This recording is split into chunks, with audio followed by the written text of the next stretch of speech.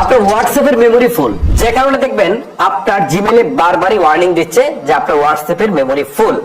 So হোয়াটসঅ্যাপের যে memory ফুল, আপনি আসলে বুঝবেন কিভাবে যে কোন ফাইলটা আসলে এখানে বেশি পরিমাণে লোড হয়েছে বা কেন এটা বেশি পরিমাণে ফুল হয়ে আছে, সেটা দেখে আপনি কিন্তু নিজ থেকে সেই ফাইলগুলোকে বা সেই চ্যাটগুলোকে আপনি ডিলিট করে দিয়ে আপনার যে ব্যাকআপের যে স্টোরেজটা রয়েছে সেটা কিন্তু আপনি ফ্রি করে ফেলতে পারেন এবং আপনার ফোনটাকে আপনি স্মুথলি চালাতে পারবেন। কিভাবে চলো আপনাদেরকে দেখাচ্ছি।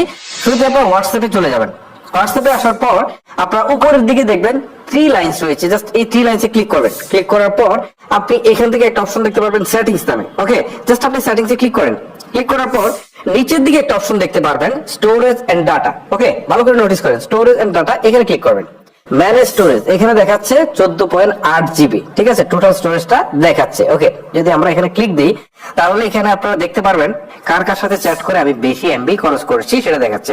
সো এইটা আমার দেখাচ্ছে। আমি যদি এটার উপর ক্লিক দিই আমার কি কি ফাইল ছিল সেগুলো কিন্তু দেখাচ্ছে। ওকে, সো এখন যদি আমরা এই যে এটাকে জাস্ট চাপ দিয়ে ধরি, একটা করে চাপ দিয়ে ধরি, ধরে ধরে এটাকে সিলেক্ট করি। ওকে, সিলেক্ট করে যদি আমি ডিলিট করে দেই, এই যে উপরে ডিলিটের অপশন আছে, আমি আরেকবার দেখাই, এই যে উপরে ডিলিটের অপশন আছে, জাস্ট আমি যদি এখানে ডিলিট অপশনে ক্লিক দিই নিচের দিকে একটা পপ আপ আসবে, জাস্ট আমি আবারও ডিলিট করে দিলাম। সো এখান থেকে জাস্ট অনেকটা ডাটাই ফ্রি হয়ে গেল। এখন যদি আমি ব্যাকে চলে আসি তাহলে দেখেন এখানে যেটা 6 জিবি ছিল সেটা এখন 2.4 জিবিতে আসছে। এভাবে আপনি কিন্তু আপনার স্টোরেজটা খালি করে ফেলতে পারেন। কারণ এক সময় আপনার প্রয়োজনে আপনি হয়তো তাকে এই ফাইলগুলো পাঠিয়েছিলেন বা সে আপনাকে পাঠিয়েছিল, এগুলো কিন্তু আপনার স্টোরেজে সে জমা করে রেখেছে। এই অবস্থায় ফুল স্টোরেজ নিয়ে তো আপনি বিপদে। এভাবে আপনি দেখবেন যে কার সাথে কনভারসেশনে কত এমবি বা কত জিবি চ্যাট এখানে আপনার দখল করে আছে, সেগুলোকে আপনি ধীরে ধীরে ডিলিট করে দিবেন। আরেকটা জিনিস আপনাদেরকে দেখে একটু ব্যাকআপে আসবেন।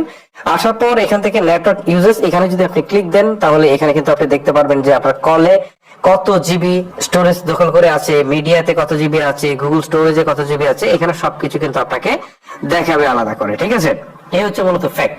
আপনি চেষ্টা করবেন সব সময় আপনার হোয়াটসঅ্যাপের যে স্টোরেজটা আছে সেটাকে খালি রাখার জন্য।